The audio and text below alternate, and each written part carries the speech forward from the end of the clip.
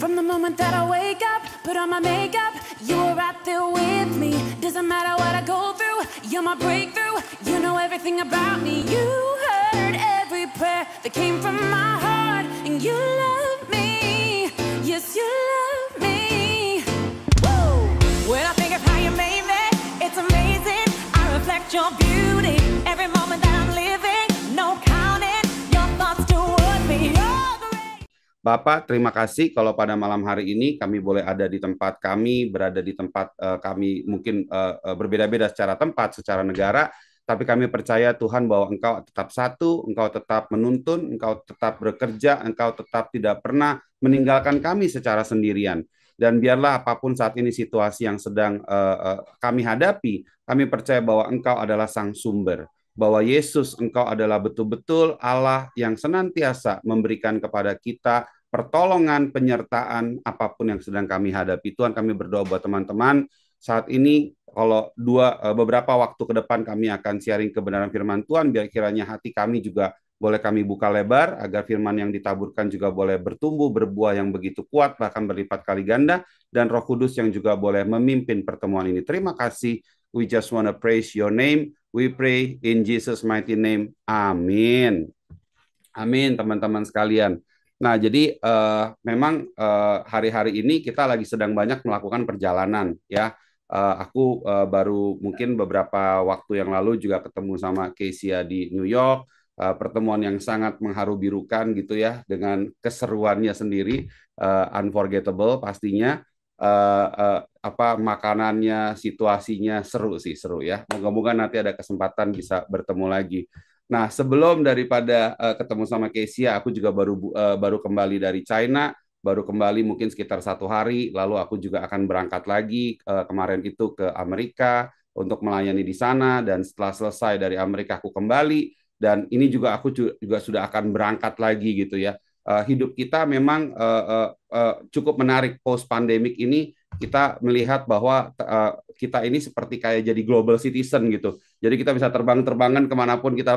Ada yang kemarin juga baru pulang dari Beijing, terus sudah terbang lagi. Terus ini ada yang pergi kemana. Wah, ini kalau dengar banyak perjalanan-perjalanan.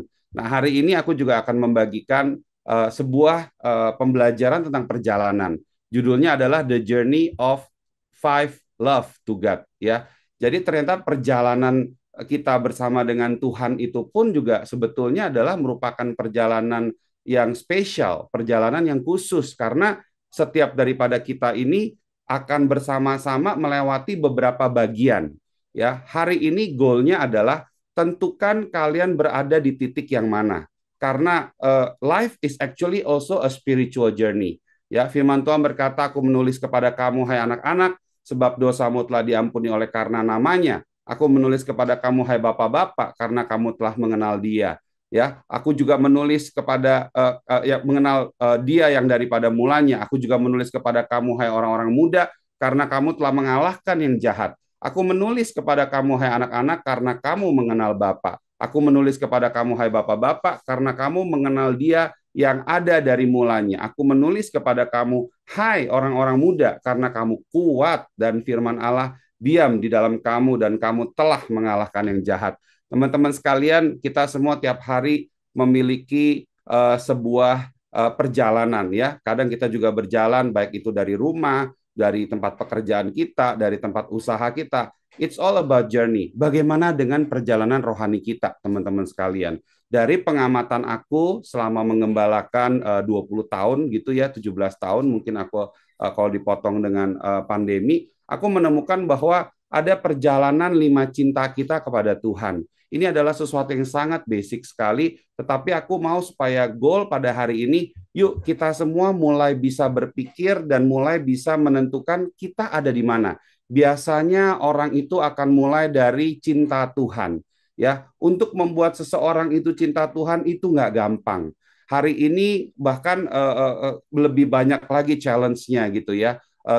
Kemarin kami baru diundang dari salah satu sekolah gitu kan yang ada di Indonesia. Biasanya aku memberikan juga kepada mereka support, aku membagikan apa yang aku pelajari kepada mereka. Ada masanya dengan hanya para guru gitu ya, dan yang kemarin guru dan muridnya. Dan menarik sekali, bahwa hari-hari ini justru yang jadi challenge adalah orang-orang didorong untuk tidak cinta Tuhan bahkan dari masih kecil. Kenapa? Terlalu banyak distraction. Karena yang aku pelajari teman-teman sekalian, too much information itu equal to no information. Zaman aku dulu itu kalau nonton TV cuman ada pagi-pagi itu kalau nggak salah minggu pagi itu si Unyil gitu ya. Itu ada film si Unyil. Dan dulu tuh TV-nya tuh masih TV yang segede-gede galon aqua teman-teman sekalian. Dan pada waktu itu kita nggak ada pilihan. Semua orang berebutan. Pada waktu kemudian ada stasiun TV baru, RCTI mengeluarkan decoder, semuanya mau beli gitu loh. Dan itu benar-benar apa ya, rame banget gitu loh. Tapi teman-teman tahu nggak ya, hari-hari ini kita semua bisa melihat apapun konten yang kita mau dalam hitungan detik teman-teman sekalian. Dan terlalu banyak distraction, terlalu banyak pengalihan perhatian. Kadang itu membuat kita lagi bisa sepertinya terpostpone dan merasa bahwa kita hidup tidak ada Tuhan juga nggak apa-apa. Ya, kita hidup tidak ada Tuhan juga it's okay. Nah, itu adalah sebuah hal yang sangat menyedihkan sekali. Ya, karena mungkin kamu bisa hidup secara daging, secara tubuh, tetapi bagaimana hidup yang betul-betul secara penuh baik roh, jiwa dan tubuh, ya. Biasanya aku mengamati dari mulai cinta Tuhan, lalu bertumbuh cinta rumah Tuhan, ya. Kita bertumbuh sama-sama di gereja Tuhan. Lalu kemudian mulai kita bertumbuh lagi mungkin cinta keluarga Tuhan. Oh, mulai orang-orangnya. Tadinya mungkin hanya tahu ke gereja, tapi mulai memetak, mulai akhirnya kenal-kenalan satu dengan yang lain. Oh, mulai tahu si ini kesukaannya martabak, si ini kesukaannya mie, si ini sukanya apa, si ini pakai bajunya suka unik-unik gitu kan. Nah, itu semuanya kita mulai mengenali anggota keluarga kita. Dan dari situ biasanya kita mulai punya hati yang berkobar-kobar. Wah, saya sudah mengerti akan kebenaran firman Tuhan. Saya sudah ditebus. Terima kasih Tuhan. Karena itu kita punya hati yang aku mau melakukan apa yang bisa aku lakukan bagi engkau. Nah, itulah love serving God, ya. Dan ultimately pada akhirnya ketika kita melakukan hal itu baru kita masuk ke dalam fase yang berikutnya itu apa? Akhirnya kita mencintai panggilan Tuhan.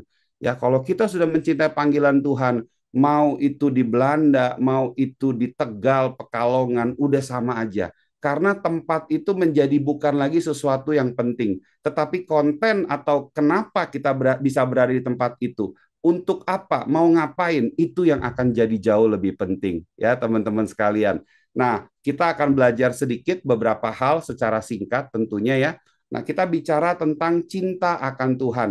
Firman Tuhan berkata, kasihilah Tuhan Allahmu dengan segenap hatimu, dengan segenap jiwamu, dan dengan segenap akal budimu. Kita sudah berbicara banyak di area ini, bahwa pemahaman kita akan Tuhan bisa melalui juga logik kita, yaitu dialogismus, tetapi juga diperlukan ada right brain kita, yaitu dianoia, yaitu memang itu berbicara otak imajinasi kita. Nah, kenapa sih kita masih harus cinta Tuhan di hari-hari ini, yang mana apapun yang kita mau cuman one click away ya. Ada istilah baru itu namanya one click ministry gitu ya. Jadi kalau kamu pengen cerita yang lucu-lucu, pencet. Kamu lagi pengen gereja yang banyak humor, tinggal pencet. Kamu pengen gereja yang banyak menyembah, tinggal pencet gitu ya. Semuanya tinggal sejauh telunjuk kamu memencet gitu. Tapi kenapa hari-hari ini kita masih perlu membangun dan menyadarkan akan cinta Tuhan? Karena alasan yang pertama, kehidupan itu berbicara perubahan, progressive change. Sebelum pandemi, gereja kita ada di 5 kota, kita udah siap pada waktu itu untuk bahkan kita melakukan perintisan di 5 tempat yang baru, kita sudah mau 10 tempat, kita udah berpikir dari pertemuan kita akan lakukan ini itu. Teman-teman puji Tuhan ya, teman-teman kita yang di China juga sangat mendukung sekali. Ketika kita bisa bertemu, berkumpul, mereka nggak takut digerebek ya. Gereja kita udah sering banget mau digerebek. Bahkan lucunya pernah ketika lagi masa-masa mau digerebek, semua orang udah heboh, lagi sedang mau nutup-nutupin barang ini itu. Ada teman kita satu yang tidur dengan manisnya dan dia tidak tahu apa-apa dan tidak sadar apa-apa. Dan ketika dibangunin pun responnya lama dan lambat sekali. Di saat itu kita lagi sedang mensterilkan situasi dan bahkan pembicara yang waktu itu bersama kita di China itu sudah buru-buru kita ungsikan ke tempat lain. Tapi ada satu sahabat kita yang tetap tidur dengan manisnya kayak Snow White gitu ya. Mungkin membutuhkan ada pangerannya kali baru bisa sadar gitu ya. Nah itu menarik banget. Ada banyak cerita yang lucu-lucu, cerita yang unik-unik ya. Karena memang apa yang bisa kita lakukan tentunya ini semua karena pertolongan Tuhan dan penyertaan Tuhan. Unik sekali tapi ya banyak cerita lucu-lucu. Life is about change. Kehidupan itu berbicara tentang perubahan. Konstan ada perubahan. Kita nggak pernah tahu besok terjadi apa. Kemarin setelah kita empowerment gathering, kita berdoa dan kita kalahkan ada kuasa-kuasa yang mungkin ya, aku juga kaget baru tahu ternyata ada dari tim yang pendoa kita menemukan di atas gunung bisa ada bendera-bendera, bisa ada dupa-dupa. Kita yang sudah di sana puluhan tahun aja, loh ini kok bisa ada beginian? Yang kita tahu itu orang China kan nggak seperti itu gitu loh. Tapi yang menarik setelah kita berdoa, setelah kita patahkan kuasanya di sana, tiba-tiba orang kedua terkuat di China dipanggil Tuhan meninggal.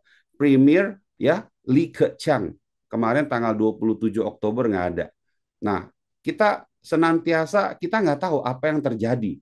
Ya, kita nggak tahu, tapi kita mendoakan supaya Tuhan taruh hatimu ya bagi khususnya negara China ini apa yang kau mau kerjakan, kerjakanlah dengan sebebas-bebasnya. Kami siap, kami tidak takut akan tantangan, tapi kami siap. Life is all about constant change, berubah, berubah, berubah, selamanya forever.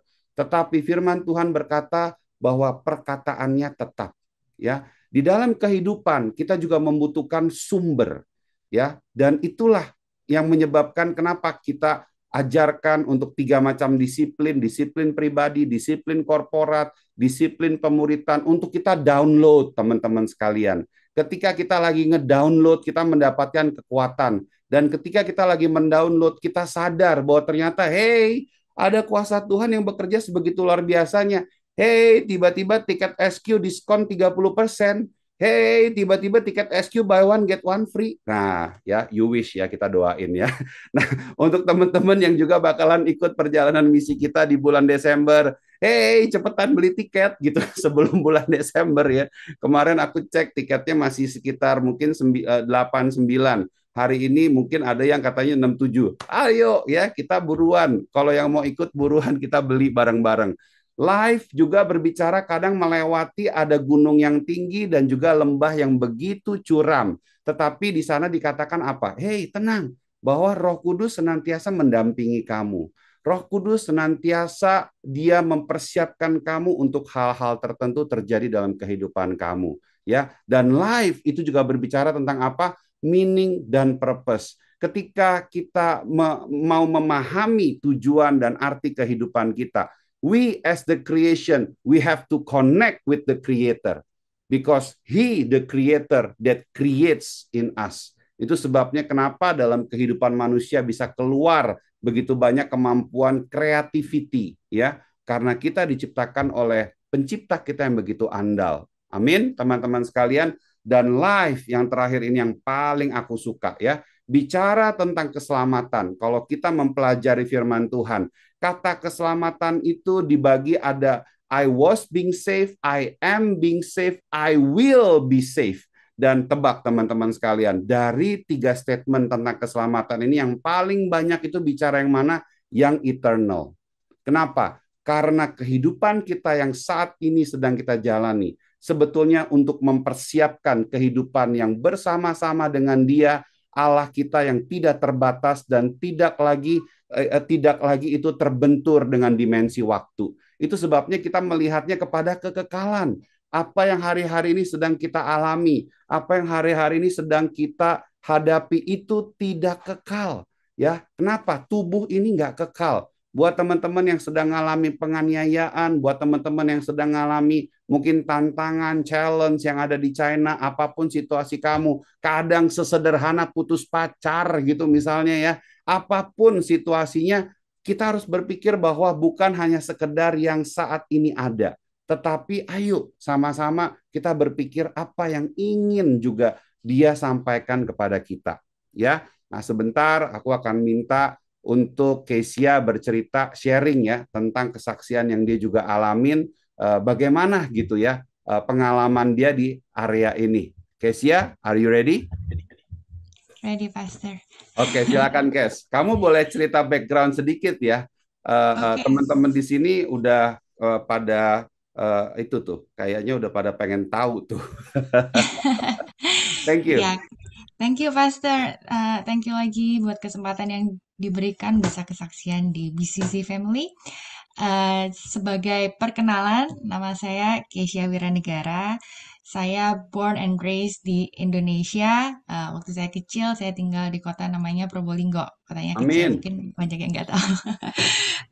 Terus dengan anugerah Tuhan, saya dibawa ke Amerika. Sekarang saya tinggal di kota New York.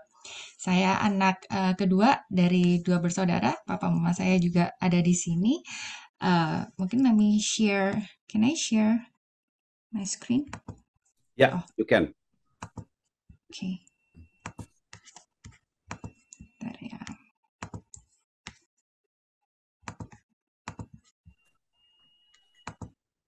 Oke. This is my family picture with my parents. Terus ada kakak saya, cici ipar, dan juga keponakan saya. So, that's a little introduction about me. Oke. Jadi kayak yang Pastor Martin udah bilang, life is a constant change. Saya nggak pernah bayangin waktu saya kecil saya bisa nyampe ke New York gimana ceritanya gitu ya. Tapi jadi saya lahir di keluarga Kristen, papa mama saya pendeta. Jadi dari kecil saya udah diajarin untuk kenal Tuhan, untuk takut akan Tuhan. Dan waktu kecil tuh papa mama saya juga termasuk bisnismen yang berhasil di Probolinggo. Jadi lumayan berada lah ya. Dan di kota Probolinggo itu saya punya beberapa keluarga. Dan saya ingat waktu saya kecil itu banyak koko cici itu kalau yang udah lulus sekolah, lulus high school, mereka selalu pergi ke luar negeri. Dan saya selalu tanya ke mama, Mam, itu koko cici kemana gitu kan? Terus mama bilang, oh mereka sekolah ke barat. Karena dari kota kecil kita nggak tahu Australia, nggak tahu Amerika gitu kan ya. Jadi bilangnya, oh mereka ke barat. And then I just pray to God kayak, oh Tuhan nanti Keisha kalau gede, Keisha mau ya sekolah di barat juga gitu. And then singkat cerita, waktu saya kelas 4 SD, bisnis papa mama saya bangkrut. Jadi kita nggak ada lagi bisnis segala macam. Papa mama saya full time pendeta dan nggak lama setelah itu papa saya jatuh ke dalam dosa. Dia meninggalkan keluarga dan selingkuh dengan orang lain. Dan untuk sementara saya tinggal dengan kakek nenek saya yang ada di Probolinggo. Jadi hilang semua mimpi-mimpi mau keluar negeri, udah nggak ada duit gitu kan ya, nggak mungkin bisa sekolah di luar negeri. Setelah itu, setelah saya SMP, saya sama mama pindah ke Surabaya supaya lebih dekat dengan papa.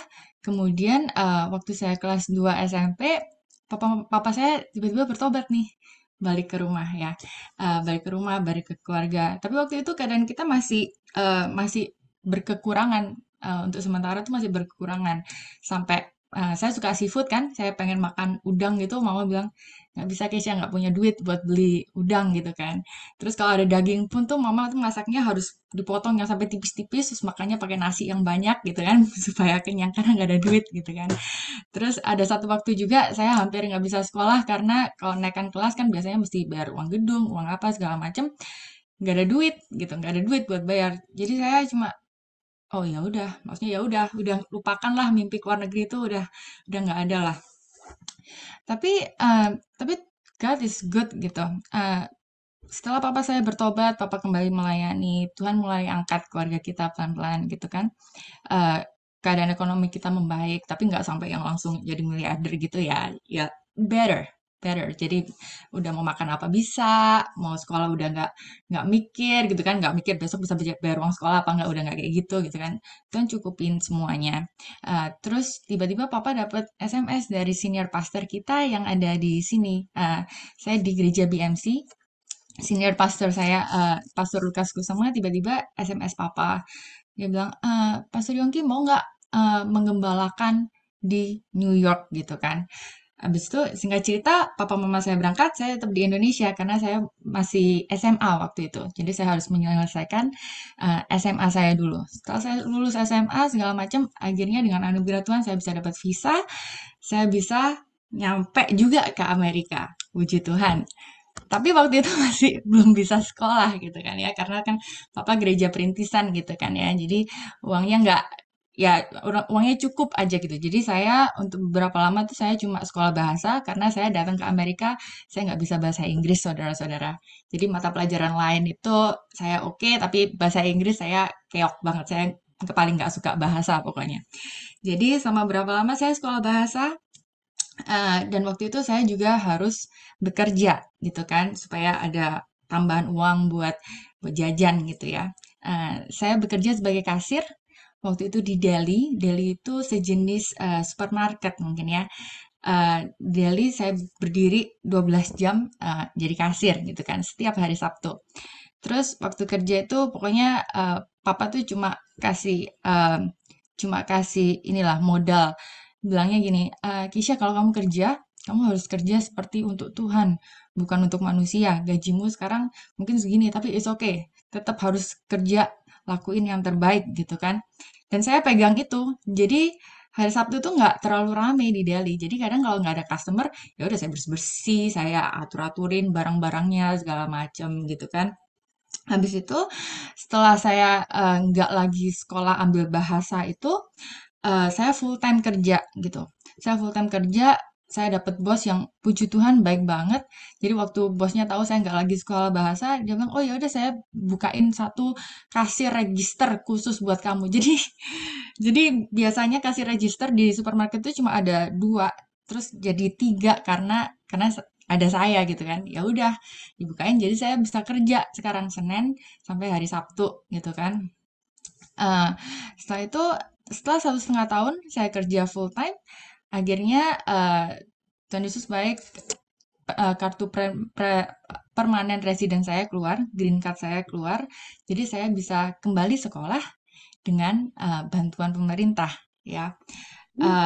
Dan selama dan tapi ada yang kelupaan tadi, waktu saya kerja di Delhi itu saya juga lihat kan orang eh, setiap hari pasti ke Delhi beli barang buat breakfast, lunch segala macam orang dari kantor gitu kan. Saya doa sama Tuhan, Tuhan nanti kalau Tuhan izinin saya mau sekolah yang pintar ya Tuhan, biar saya bisa bisa kerja kayak orang-orang ini kerja di kantoran kan keren banget. Saya nggak mau kerja di Delhi selamanya gitu kan.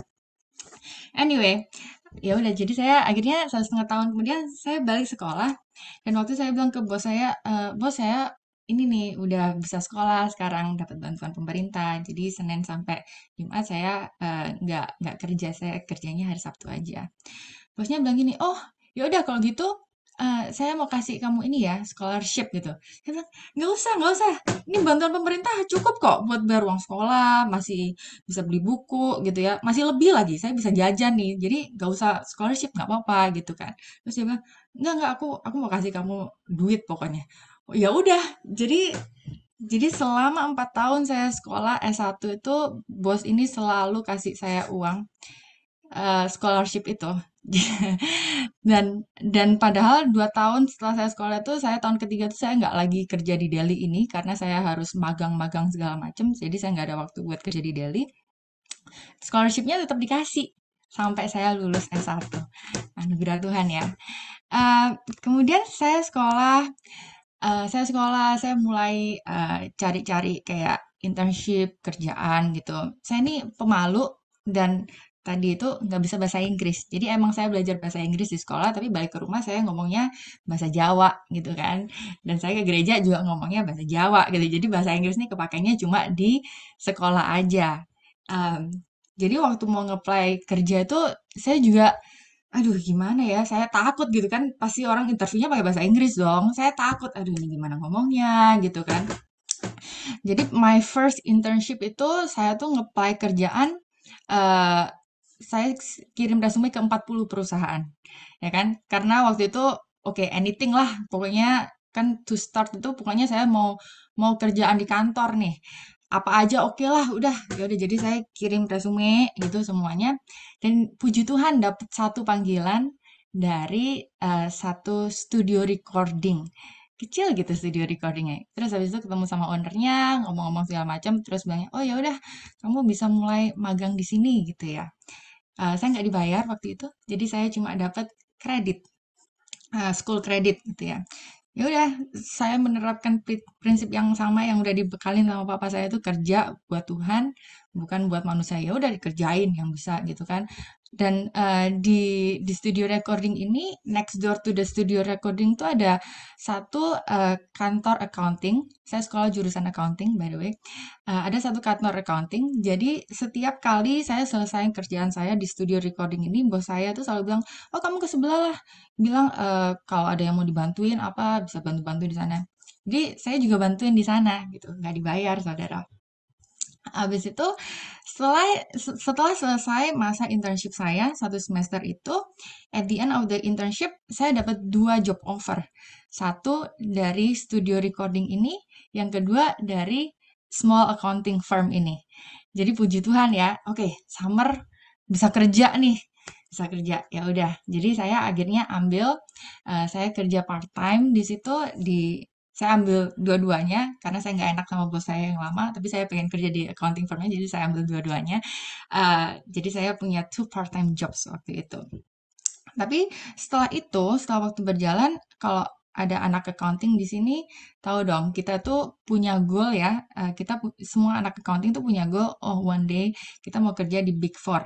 Ada 4 perusahaan accounting yang besar di dunia. Mungkin kalau ada yang tahu, ada Deloitte, PwC, EY, sama KPMG.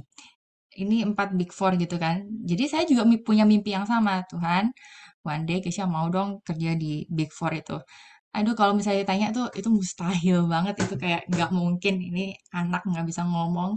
Pengalaman kerja cuma di perusahaan kecil-kecil. Punya mimpi mau kerja di Big Four tuh kayak nggak mungkin sekali.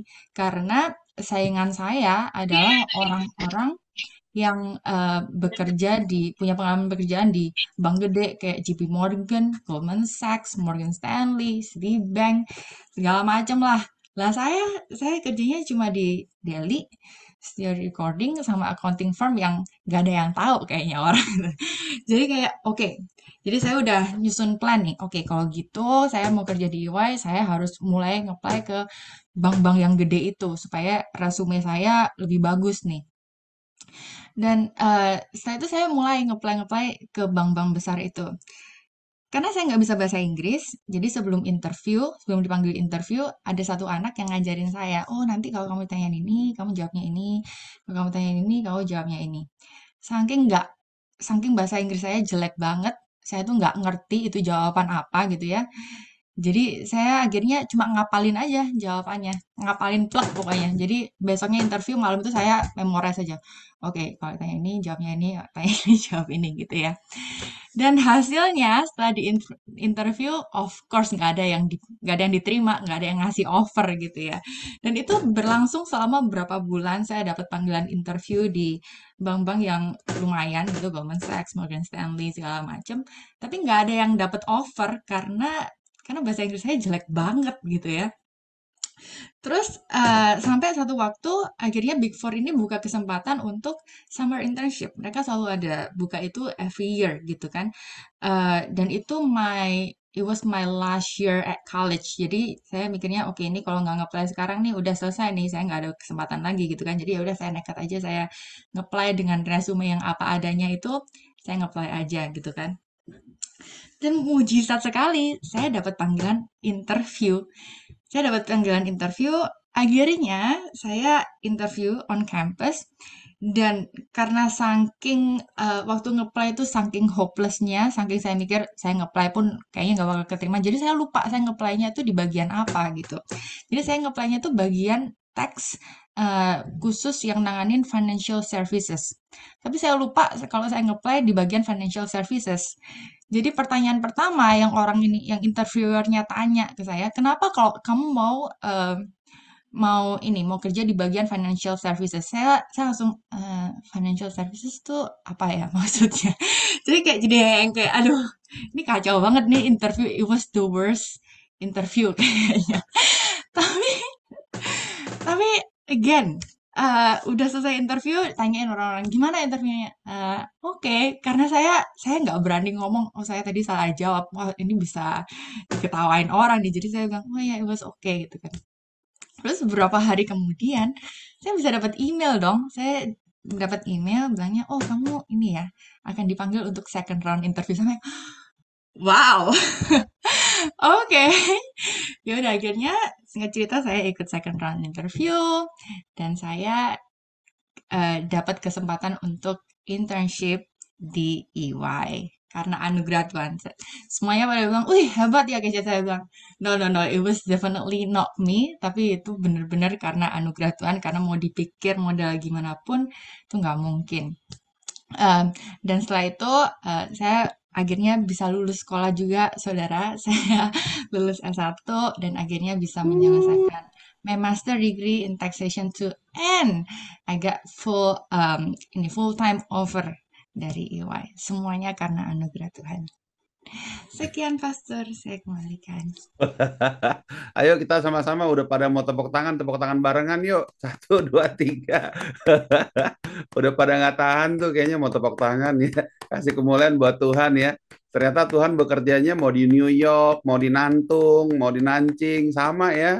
Mau di Probolinggo, Purwokerto, Surabaya, Kalimantan, sama juga ya ternyata. Wow, haleluya, seneng banget. Kita masih akan mendengar nanti kesaksian daripada Kesia dan kita juga masih mau ngobrol-ngobrol tentunya ya teman-teman dan seru banget ya. Tapi aku mau menyelesaikan dulu apa yang tadi sudah kita mulai. Perjalanan pertama kita tadi bicara tentang cinta Tuhan dan saat ini kita sudah mendengar bahwa memang bicara tentang kuasa selalu ada ya intervensi yang kita nggak pernah kepikiran ya. Kalau mau ngomongin kayak begini kita bisa cerita sampai minggu depan juga mungkin nggak selesai gitu ya. Ada aja kebaikan Tuhan yang nggak pernah terpikirkan gitu ya. Luar biasa banget. Tapi kita mau maju kepada pengamatan aku biasanya kalau orang sudah memutuskan dia cinta Tuhan ya. Ketika orang sudah memutuskan bahwa dia mau betul-betul hidupnya dia cinta Tuhan, biasanya dia mulai masuk proses yang kedua yaitu apa? Cinta rumah Tuhan ya.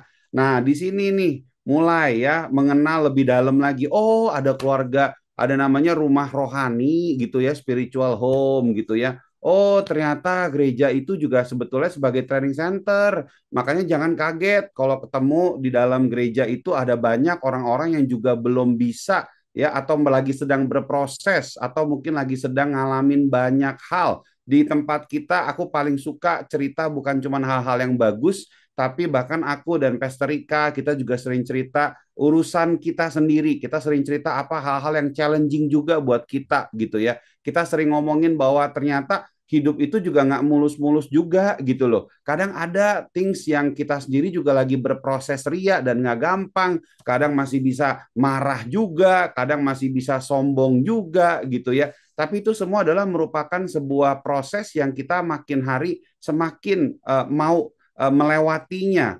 bersama-sama dengan keluarga rohani kita. Nah ini ya, lalu yang ketiga kita bicara tentang rumah Tuhan, itu juga bicara tentang kita punya hati yang mission ya, mission heart itu bicara apa? Ayo kita mempraktekkan ada otoritas di tempat-tempat yang kita juga akan pergi gitu ya.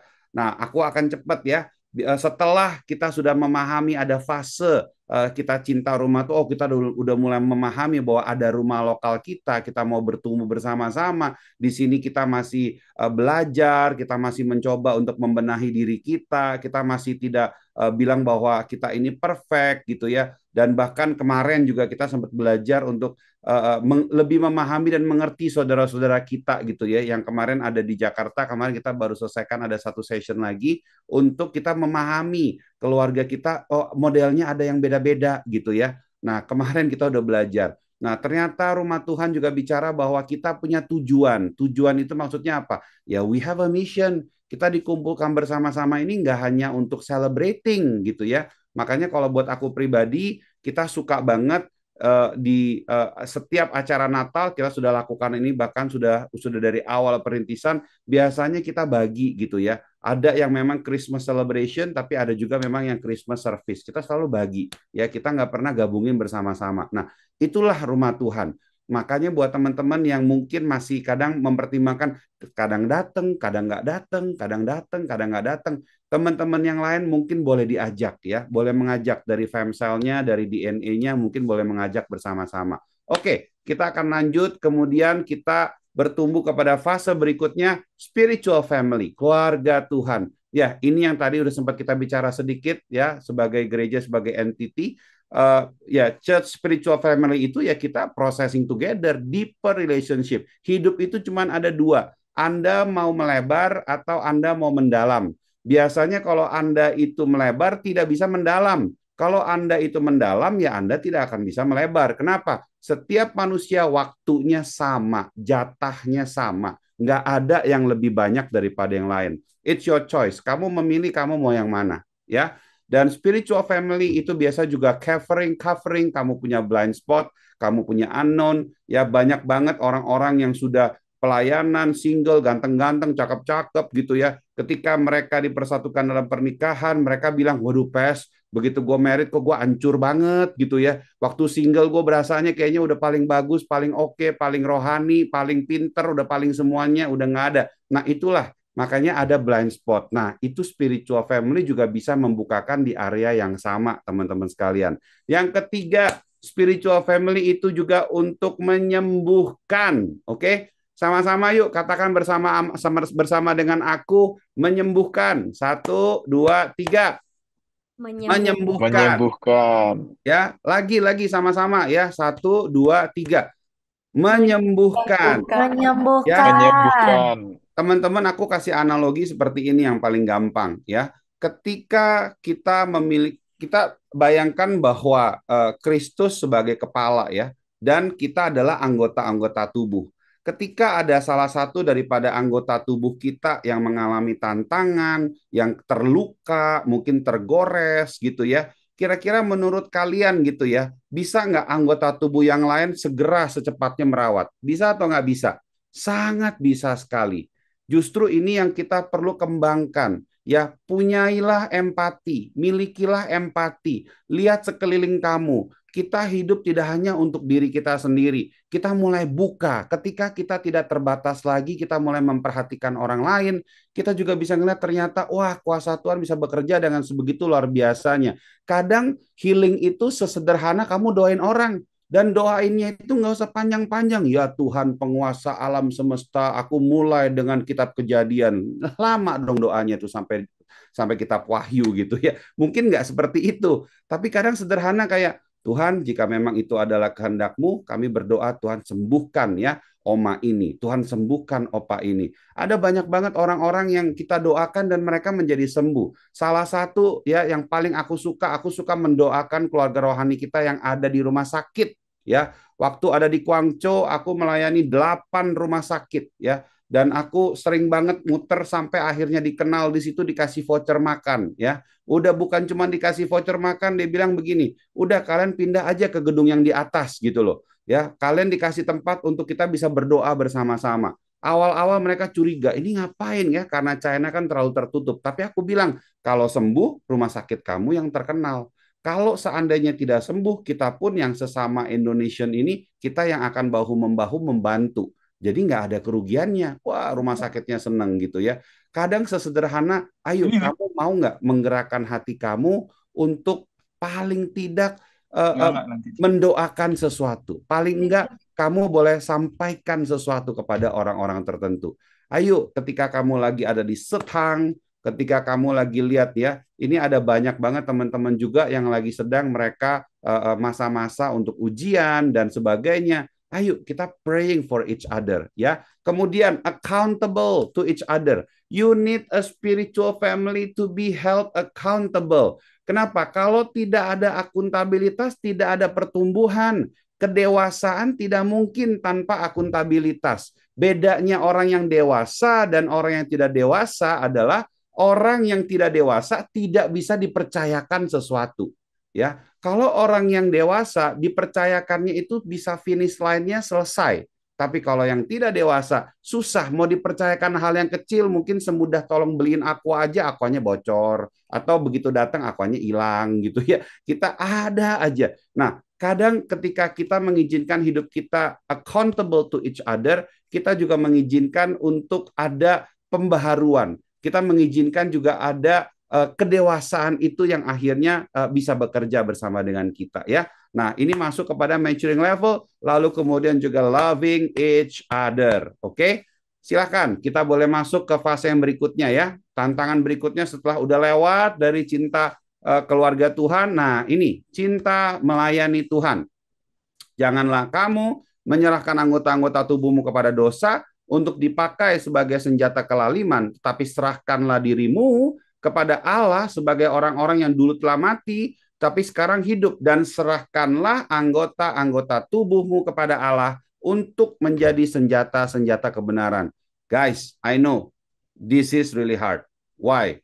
Di tempat kita fokus bukan hanya ritual, tapi membangun spiritual. Kalian tahu bahwa kita tidak langsung selalu mengajak teman-teman untuk datang melayani Tuhan, tetapi kita mau sama-sama berproses mengalami satu betul-betul kepenuhan dulu hidup bersama dengan Dia. Buat aku, kalau kalian tanya, Pes, pelayanan itu apa sih?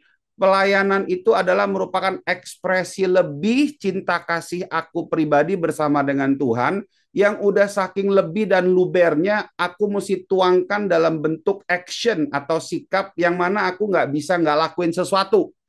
Gampangnya gini, kalau kamu lagi dalam keadaan kesusahan, lalu ada seseorang yang bayarin kamu makan. Mungkin hari pertama kamu cuman terima kasih Pak, hari kedua kamu cuman thank you Pak. Tapi kalau orang itu bayarin kamu makan terus-menerus setiap hari selama 1 bulan, 2 bulan, 3 bulan, sampai 6 bulan, kira-kira apakah kamu akan berpikir bahwa apa yang bisa kamu kerjakan, kamu mau berikan buat dia? Itulah pelayanan. Melayani bukan dimulai dari sebuah gambaran saya melakukan sesuatu untuk Tuhan dan saya mendapatkan akses kerohanian dalam kehidupan saya. Bukan. Itu mah ritual. Tetapi kerohanian yang benar, pelayanan hati yang melayani yang sebenarnya, itu berbicara bagaimana kita begitu kuat mengalami perjumpaan, mengalami hal-hal yang baru, pengalaman yang baru bersama dengan Dia, dan karena udah tidak terbendung, I have to do something for Jesus. Itu sebabnya ketika kita bicara melayani, serving, seharusnya kalian datang kepada teman-teman sekalian, ya, waduh, hari ini aku baru baca ya, Ibrani 2 ya, tadi pagi kita sama-sama baca Ibrani 2 gitu ya. Luar biasa ya tentang bagaimana kita perlu teliti dalam melakukan. Ini relevan dalam pekerjaan kita. Dan aku merasa bersyukur kalau kita diajar oleh firman Tuhan. Dan sekarang aku mau lakukan sesuatu buat Tuhan. That's serving. Ya. Dan kenapa? Dan apa yang akan terjadi ketika kita terus-menerus ya sudah terbuka, kita sudah memahami hal ini dan kita serving the Lord, akan ada 5 hal yang terjadi. Yang pertama, ya, personal experience kamu akan bertambah baru terus-menerus. Yang kedua, ada 21 baju karunia yang Tuhan berikan kepada kita, ya. Ya. Dan ini akan menjadi sesuatu yang kamu asah terus, ya. Itu akan luar biasa sekali. Kamu juga akan memahami dan semakin mengerti, oh ternyata Yesus melewati fase-fase ini dan sama aku pun juga melewatinya. Ya. Lalu yang keempat, akan ada itu di-reveal ya. Kamu punya kemampuan-kemampuan yang baru itu akan dibukakan. Kamu pikir tadinya kamu hanya terbatas ya. Aku dulu terus terang spesialis pegang listrik dan kesetrum pula ya waktu awal-awal. Diminta untuk angkat-angkat speaker Bose segede-gede gaban kayak begitu gitu loh. Aku masih ingat ya. Dulu kita diminta untuk sekrupin itu satu-satu itu channel-channel listrik gitu. Waduh, tetapi ternyata dari situ kita mulai bertumbuh. Ternyata aku bisa belajar tentang area instrumen. Ternyata aku belajar tentang area-area tertentu dan hidup kita akhirnya bertumbuh dan bertambah, teman-teman sekalian. Ya, dan yang terakhir, ketika kita sudah mendapatkan hati yang betul-betul connect dengan Tuhan, kita mau lakukan sesuatu bagi Dia, kamu sedang berespon terhadap ultimately God's calling dalam hidup kamu. Aku ada bahas pembelajaran khusus di area ini, bicara God's calling dan God's vision. Ya, aku bahas nggak terlalu dalam di tempat ini, tapi aku mau bilang gini, kadang kamu mungkin masih belum begitu jelas bicara calling. Tapi bicara visions, kamu tahu sebetulnya apa yang menggerakkan hati kamu. Visions kadang nggak selalu harus kamu tutup mata dan kamu lihat. Tetapi kadang apa yang touch you the most. Ketika kamu lagi pergi, kamu misalnya melihat ada tukang masak dan nggak tahu kenapa kamu kayak tertarik sekali mempelajari. Jangan-jangan kamu the next biggest, the greatest chef yang akan ada. Ya, you never know. Oke? Nah, ini berbicara tentang melayani Tuhan. Ya, jadi teman-teman sekalian, ayo kalian connect kepada PIC, kalian connect kepada orang-orang sekitar kalian. Kalau memang hubungan kalian sudah sebegitu melekatnya, ada meekness, ada kemelekatan, maka tidak mungkin kamu tidak ambil bagian di dalam keluarga. I have a family, ya, aku punya keluarga, dan anak-anakku yang masih kecil ketika mereka melihat papa mamanya di luar negeri, kita lagi bersihin, kita cuci piring, pendeta juga cuci piring. Pendeta nggak suruh malaikat cuci piring loh teman-teman sekalian, ya. Dan beberapa dari kalian pernah ada yang iseng, aku difoto lagi dari belakang lagi nyuci piring, terus di blast gitu ke dalam grup ya. Langsung aku minta ditarik itu gambarnya ya. Dan ketika kita melakukan hal-hal yang sederhana, anak-anakku bilang, Daddy, apa yang bisa aku bantu? Apa yang bisa aku lakukan? Mereka punya hati yang mereka mau do something. Nah, bagaimana dengan kita? Kita juga kan adalah merupakan anak-anak Tuhan, ya. Oke. Kemudian setelah kita sudah di dalam fase ini, kita akan masuk ke dalam fase yang berbeda, yaitu panggilan Tuhan. Nah, fase ini fase yang paling simple. Kenapa? Hidupku punya 3 dasar yang aku akan pegang, ya. Dan 3 hal ini akan menjadi indikator. Yang pertama balance life, 1 Tesalonika 5 ayat 23. Yang kedua fullness of life, sama kebetulan dengan yang Kesia diajarkan oleh papanya dari kecil, Kolose 3 ayat 23, dan purposeful life, ya. Yang kita dapatkan itu juga dari John 3:16. Kenapa? John 3:16 dimulai dari satu kata apa? Karena. Karena begitu besar kasih Allah. Karena bicara karena, maka itu bicara ada sebuah purpose. Ya, tidak ada karena, tidak ada purpose. Nah, kalau dalam kehidupan aku sederhana banget gitu ya. Aku akan membenchmark segala sesuatu melalui 3 hal ini. Apakah hal baru itu, misalnya aku ditawarkan sesuatu yang baru, entah ya misalnya kesibukan baru atau service yang baru gitu ya. Aku akan bertanya 3 hal ini. Yang pertama, apakah ini membuat hidupku tetap seimbang nggak? Sesuai dengan 1 Tesalonika 5 ayat 23, di mana hidup yang holistik itu bicara roh, ya, bicara jiwa, dan bicara tubuh. Tubuh punya kebutuhan, jiwa punya kebutuhan, roh punya kebutuhan. Apakah hal ini membuat hidupku balance nggak? Apakah hal ini membuat hidup keluargaku balance atau enggak? Seimbang atau enggak? Kalau enggak, aku nggak mau. Ya, kalau yang pertama sudah oke, aku akan tanya yang kedua, checklistnya. Kalau 3 ayat 23, ya, karena itu lakukanlah segala sesuatu seperti untuk Tuhan dan bukan untuk manusia, gitu ya. Apakah hal itu memaksimalkan hidup kamu atau enggak? Apakah hal itu membuat kamu bertambah arogansi kesombongan atau itu membuat hidup kamu maksimal? Kalau itu membuat kamu semakin cuman terkenal, aku nggak perlu. Karena itu bicara bukan kebutuhan tapi keinginan. Ya, tapi kalau hal itu membuat kita semakin maksimal, kita semakin bisa menggali potensi-potensi sehingga menjadi kompetensi dalam kehidupan kita, aku mau. Ya. Lalu kemudian yang ketiga, apakah hal ini berkaitan dengan visi atau calling yang Tuhan juga sudah taruh dalam kehidupan aku? Tuhan sudah taruh hal yang sama nggak? Aku melihat kita bisa hidup dari mana aja, tetapi yang menarik gini loh teman-teman sekalian. Tahu nggak bahwa sebetulnya ada sebuah pola dalam kehidupan kita. Kita itu nggak mungkin dari kecil sampai sekarang tidak jelas zigzag di dalam pola kehidupan kita dan toto jadi ting nggak. Ya, aku percaya kayak Kesia juga tadi cerita dari awal sudah dipersiapkan ya. Dia punya 2 hal yang mungkin kita semua perlu belajar malam hari ini. Dia punya daya tahan dan dia punya daya juang. Dan itu yang membuat dia nggak gampang untuk give up, teman-teman sekalian. Dan tadi waktu aku dengar I'm so blessed gitu ya by the story, thank you for open up with us gitu ya. Dan seneng banget. Dan aku rasa bahwa kita hidup ini memang, makanya aku sangat percaya ada yang disebut dengan divine appointment. Katanya pertemuan ilahi itu kata-kata yang Biasa kalau pendeta sama pendeta ngumpul udah divine appointment gitu, udah kemana-mana udah divine appointment aja gitu loh. Tapi buat aku ya aku percaya hal itu gitu. Karena Allah turut bekerja dalam segala sesuatu untuk mendatangkan kebaikan dan kebaikan bagi setiap kita yang terpanggil gitu ya. Dan kebaikan-kebaikan itu semua ya aku percaya ada sebuah polanya. Dan nggak mungkin sesuatu yang kita sudah dipersiapkan lalu kita deviasi. Hati-hati ya, iblis datang untuk mencuri, membunuh, dan membinasakan. Yang pertama dia mencuri apa? Damai sejahtera. Yang kedua dia mulai membunuh apa? Pengharapan. Dan yang terakhir tujuan goal dia ultimately membinasakan identitas.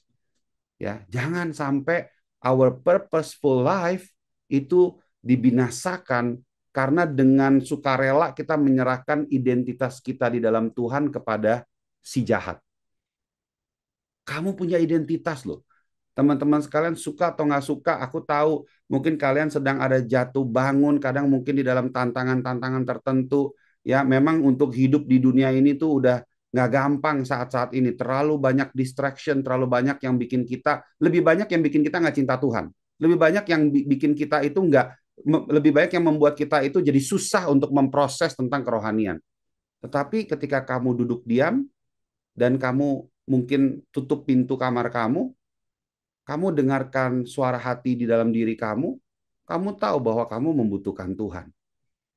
Dan jangan menyerah, percayalah Tuhan yang sama, yang sudah bersama-sama dengan aku dan keluargaku, Tuhan yang sama juga yang akan memberikan penyertaan, perlindungan, membawa kita keluar dari setiap tantangan yang ada pada saat ini. Ada amin? Nah, aku akan menutup ya dengan slide yang terakhir ya sebelum kita akan mendengarkan kesaksian lanjutan daripada Kezia. Nah, aku mempelajari ya, ini murni pembelajaran dari kita di dalam perjalanan 5 cinta kita kepada Tuhan. Semua maunya menemukan calling, God's calling, God's calling, God's calling. Di mana-mana. Kemarin aku pergi, kita bikin kayak fokus grup, semuanya ngomongnya calling, calling, calling. Aku mau tahu aku bakal jadi apa dan segala macam. Tapi kalian perlu langkah awal yang bertumbuh di dalam fase demi fase ini. Kalau kita tidak bertumbuh di dalam proses ini, sulit untuk kita menentukan untuk langsung kepada God's calling. Dan untuk memudahkannya, aku menemukan bahwa ternyata ada 5 hal yang kita juga perlu miliki untuk bisa melewati fase demi fase dengan mudah. Yang fase pertama, ketika kamu sedang di dalam situasi, aduh, aku ini betul-betul cinta Tuhan apa enggak? Kamu butuh komitmen. Buat sebuah keputusan. Ya, keputusan untuk kamu menerima Tuhan dan juru selamat dalam hidup kamu, itu keputusan. It's just decision. It's just simply is that. Kamu boleh tanya siapapun yang menikah selama puluhan tahun, mau menikahnya 50 tahun, mau menikah berapa puluh tahun, kehidupan kita tidak dibangun di atas dasar pilihan emosional. Ya, kehidupan kita, kehidupan manusia itu tidak dibangun di atas pilihan kehidupan yang berdasarkan emosi. It's just simply commitment. Ketika kamu sudah bersepakat, ya sudah, kesepakatan tidak dirubah. Kita pegang, kita lock, udah selesai. Jadi ketika ada tantangan atau hal-hal baru, hidup kita nggak kayak setrikaan. Maju, mundur, maju, mundur. Kalau setrikaan biar rapi. Kalau hidup kita maju mundur, malah jadi lecek. Ada amin? Ya. Yang kedua, ya, ketika kita sudah masuk di dalam fase cinta rumah Tuhan, setia. Kamu perlu setia. Suka atau nggak suka, kamu bertumbuh di tempat itu. Ya, jelek atau nggak jelek, kagak ada tempat yang terbaik. Aku sudah muter ke seluruh dunia. Semuanya sama. Kenapa? Ya, karena kita berbicara tentang justru di tengah-tengah ketidaksempurnaan itu, kita melihat karya Kristus yang bekerja dalam kehidupan kita. Orang dia aja lahir sebagai manusia kok. Sederhana. You just have to be faithful. Kadang kalau kamu dalam keadaan yang sulit, setialah. Ya. Oke. Kemudian kamu masuk ke dalam fase berikutnya, you need to be healed. Sembuh. Kamu butuh sembuh. Justru mempergunakan keluarga rohani kamu di kiri dan di kanan, bukannya orang yang kagak sama kamu singkiri, tetapi justru di tengah-tengah perbedaan, justru kita bisa melihat ada imago Dei. Di tengah-tengah perbedaan, kita bisa melihat ada imago Dei. Itu yang indah. Sembuh. Jadi tidak bisa minta, kenapa dia nggak begini? Kenapa dia nggak begitu?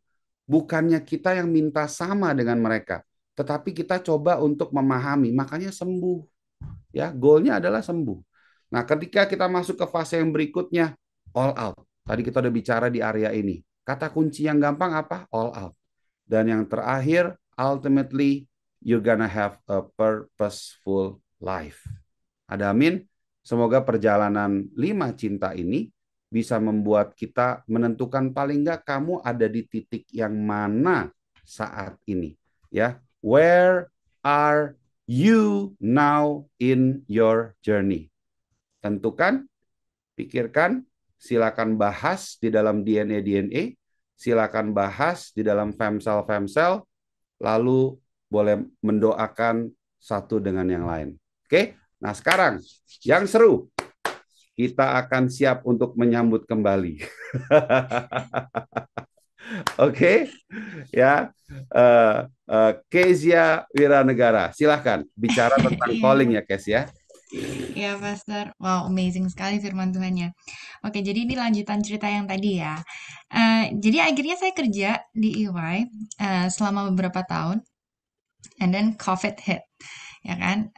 Abis itu saya selama saya kerja di EY itu saya punya komitmen gini, karena dari awal waktu saya datang tuh Papa bilang gini, oh orang Indo di sini kalau lagi nggak punya duit rajin banget ke gereja, tapi kalau kerjanya udah rame, udah lancar, mereka pasti bolong-bolong ke gereja.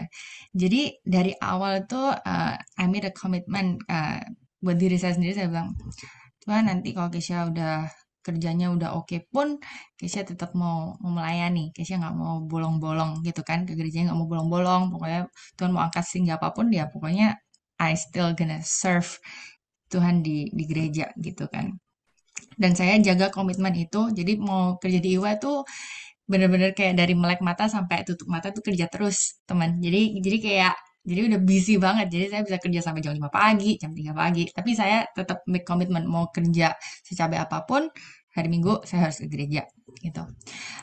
Setelah itu setelah beberapa lama kerja terus ada COVID, saya sampai di satu titik yang ya udah saya hidup ya udah gini aja gitu. Saya kerja, duitnya oke, ya udah kayak pelayanan juga oke gitu, ya udah gitu aja gitu kan.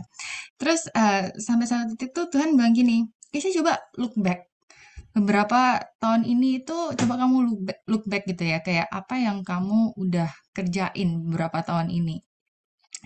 Terus saya mikir, saya bilang, iya ya, nggak ada Tuhan, ya hidupku gini-gini aja, kerja, minggu ke gereja, pelayanan, kadang hari-hari biasa juga ke gereja, udah kayak kayak rutinitas aja, kayak flat gitu, kayak nggak ada, ya nothing happened the past few years. Habis itu Tuhan bilang gini, oke, kalau beberapa tahun dari sekarang, if I ask you the same question, what happened the past few years, itu kamu mau jawabanmu tetap sama, kayak nggak ada, ya udah gini-gini aja, or at that time kamu bakal jawab, oh God has done this and that the past few years in my life. Terus saya bilang, oh ya, I want that. Aku mau Tuhan tetap bekerja dalam hidupku. Aku mau, I want to experience that thrill lagi. Kayak aku mau kayak, you know, I want something happen in my life gitu. Setelah itu, saya dapat ayat waktu itu, waktu saya lagi ngajar Sunday School, saya dapat ayat itu dari Yeremia 29 ayat 13. Ayatnya bilang gini, if you look for me wholeheartedly, then you will find me. Kalau kamu cari aku dengan segenap hatimu, dan kamu akan menemukan aku. Jadi dari titik itu saya ambil komitmen, ya udah, saya nggak tahu nih mau ngapain. Maksudnya lagi COVID juga, ya udah gini kan. Ya udah, tapi aku mau tahu nih Tuhan mau ngapain sih dalam hidupku. Jadi saya mulai belajar untuk cari Tuhan, intentionally cari Tuhan gitu. Saya ambil komitmen untuk puasa waktu itu. Saya ingat banget itu Oktober 2020 saya puasa sampai awal tahun 2021, ya kan. Dan selama waktu itu Tuhan bukain banyak hal. Kalau di love stages yang tadi Pastor Martin cerita, mungkin sampai sekarang saya nggak tahu nih benernya callingnya apa gitu. Tapi I learn buat jalan sama Tuhan selangkah demi selangkah, selangkah demi selangkah. Pokoknya wherever you lead me, ya I will go gitu lah. Jadi ya udah, jadi setelah itu Tuhan bukain banyak hal yang amazing. 2021, akhir 2021, Tuhan izinkan saya sekeluarga, saya selama ini di Amerika rent, tapi akhir 2021 Tuhan izinkan saya untuk beli rumah. I can share the picture a little bit. Bentar. Oke.